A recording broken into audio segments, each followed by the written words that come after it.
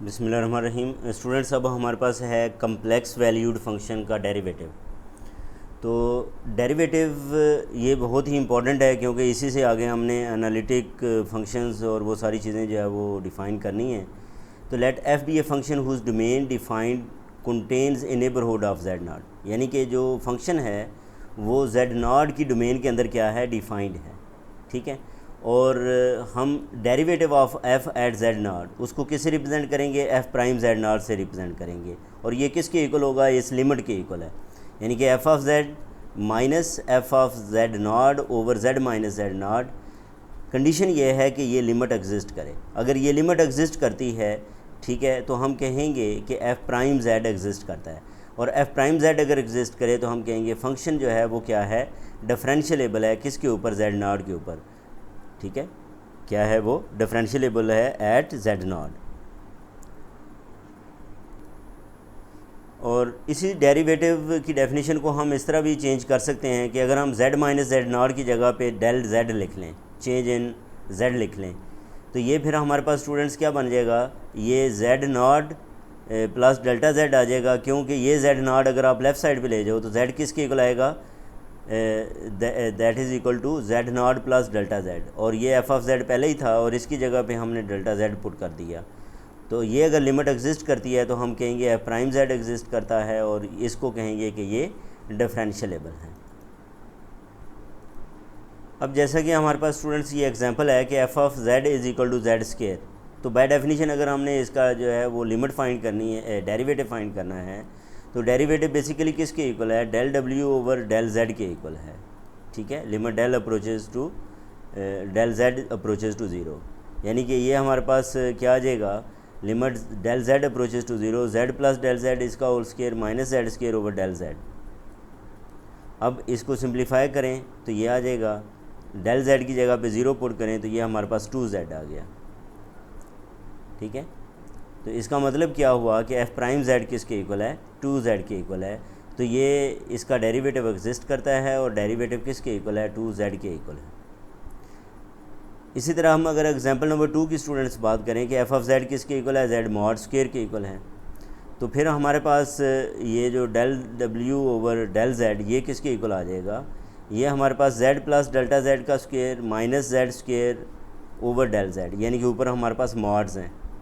ठीक है, और मॉड की प्रॉपर्टी है ये जेड मॉड स्क्वायर, आप लोगों ने पढ़ा हुआ है कि ये जेड इंटू जेड बार के इक्वल होता है। यानी कि पहले हमने ये जेड लिख लिया, फिर इसका बार लिख लिया और बार को भी अलग-अलग लिख लिया। इस तरह जेड मॉड स्क्वायर को जेड इंटू जेड बार लिखा। ठीक है, फिर डेल जेड पे डिवाइड कर देते हैं।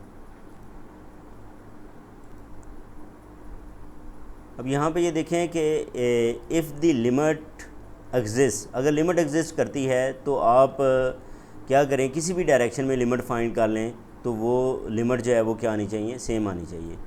लेकिन अगर हम जो है वो इस लिमिट को हॉरिजॉन्टली जो है वो देखें तो इसकी लिमिट जो है वो किसके इक्वल आती है, जेड बार प्लस जेड के इक्वल आती है।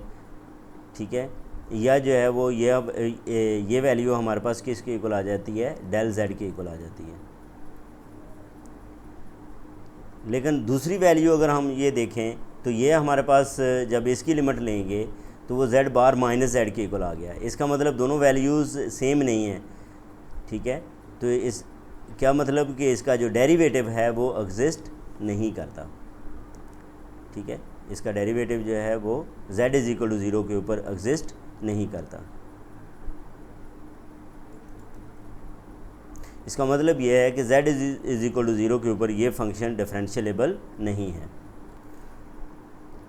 अब स्टूडेंट्स यहाँ पे बहुत ही एक इम्पॉर्टेंट जो है वो हमारे पास सामने एक रिज़ल्ट आया कि ये जो फंक्शन है f of z is equal to z mod square, ये कॉन्टीन्यूस है at each point in the plane. Plane के अंदर कोई भी पॉइंट है तो उसके ऊपर ये कॉन्टीन्यूस है। ठीक है, लेकिन ये डिफरेंशियलेबल नहीं है। इसका मतलब क्या हुआ कि continuity of a function at a point does not imply the existence of A derivative. यानी कि अगर कोई फंक्शन कॉन्टीन्यूस है तो आप उसे ये नहीं कह सकते कि वो डिफरेंशियलेबल भी है। ठीक है, अगर कोई फंक्शन कॉन्टीन्यूस है तो आप ये नहीं कह सकते कि वो जो है वो डिफरेंशियलेबल भी है। It is however true that the existence of the derivative of function at a point implies the continuity of the function at that point. लेकिन अपोजिट इसके है कि अगर किसी पॉइंट के ऊपर फंक्शन का डेरिवेटिव एग्जिस्ट करता है तो इसका मतलब उस पॉइंट के ऊपर जो है वो कॉन्टीन्यूटी एग्जिस्ट करती है। ठीक है जी। तो अब यहाँ पे अगर हम ये अज्यूम कर लें कि डेरिवेटिव एग्जिस्ट करता है, डेरिवेटिव एग्जिस्ट करता है, और हम ये लिमिट लिख लेते हैं, limit z approaches to z naught f of z minus f of z naught. फिर हम क्या करते हैं, z माइनस z नॉट से मल्टीप्लाई भी कर देते हैं, डिवाइड भी कर देते हैं। ये बाय डेफिनेशन जो है ये क्या आ जाएगा, f प्राइम z नॉट आ जाएगा, और इसकी जगह पे z नॉट पुट करें तो z not minus z naught के इसके इक्वल है, 0 के इक्वल है, तो इस तरह इसका आंसर क्या आ जाएगा, 0 आ जाएगा। इससे क्या मतलब पता चला कि limit z approaches to z naught f of z किसके इक्वल है, एफ ऑफ z नॉट के। तो ये बेसिकली हमने यहाँ से लेके यहाँ तक ये चीज़ प्रूव की है कि अगर किसी फंक्शन का डेरिवेटिव एग्जिस्ट करता हो, डिफरेंशिएबल हो, तो वो कॉन्टीन्यूस भी होता है। लेकिन कॉन्टीन्यूस जो है, अगर किसी जगह पे जो है वो फंक्शन डिसकॉन्टीन्यूस है तो वहाँ पे डेरिवेटिव उसका डिफरेंशिएबल भी नहीं है। ठीक है। बाकी स्टूडेंट्स जिस तरह हम रियल के अंदर जो है वो डिफरेंशिएशन फार्मूलाज जो है वो पढ़ें, इस तरह जो है वो कम्प्लेक्स के अंदर भी है।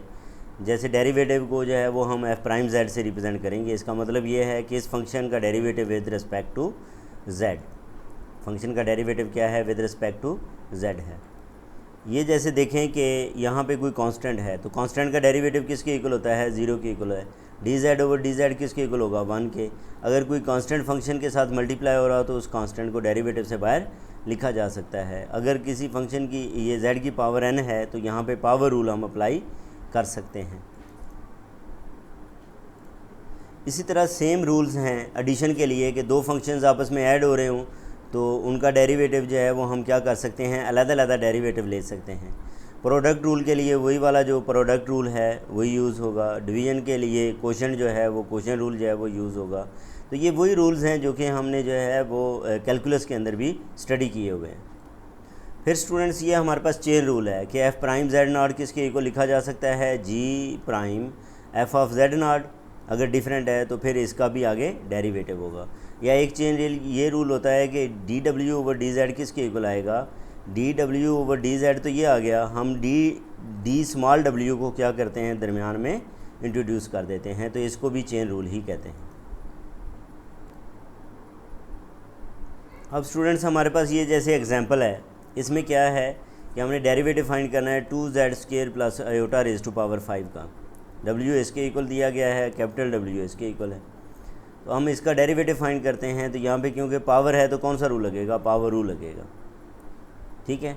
और ये जो 2z² प्लस आयोटा है इधर, इसकी जगह पे हम अगर w लिख लें तो ये क्या बनेगा, पावर रूल में 5w रेज़ टू पावर 4। फिर w रेज़ टू पावर 4 का डेरिवेटिव जो है वो हमारे पास ये जो है वो किसके इक्वल आ जाएगा, ये 4z के इक्वल आ जाएगा। ये किसके इक्वल आ जाएगा, ये इसके अंदर वाले हिस्से का डेरिवेटिव है, सॉरी। ठीक है। और वो क्या आ जाएगा, 4z आ जाएगा।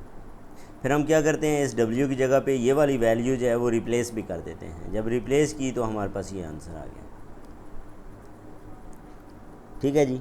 तो ये है फार्मूलाज के मुताबिक जो है वो डेरिवेटिव्स को फाइंड करना। अब यहाँ पे एक्सरसाइजेज हैं जिसके अंदर जो पहला क्वेश्चन है वो क्या है स्टूडेंट्स, कि हमें एफ़ प्राइम जेड फाइंड करना है और ये हमें फंक्शन दिए गए। तो हम क्या करते हैं, एफ़ प्राइम जेड जो है वो लिख लेते हैं और फार्मूलाज की मदद से इनको हम सॉल्व कर लेंगे। कैसे, देख लेते हैं। ये देखें स्टूडेंट्स, ये हमारे पास जो है वो क्या गिवन था, एफ़ ऑफ जेड गिवन था। हमने इसका डेरिवेटिव लेना है तो डी ओवर डी एक्स लिख लेंगे। हर टर्म के साथ अलग डेरिवेटिव लेंगे। पावर रूल वगैरह जो है वो यूज़ करेंगे। कांस्टेंट का डेरिवेटिव 0, तो ये हमारे पास इसका आंसर आ जाएगा। ये वही है जैसे हम कैलकुलस के अंदर जो है वो डेरिवेटिव्स लेते हैं उसके, और इसके अंदर जो है वो कोई फ़र्क नहीं है।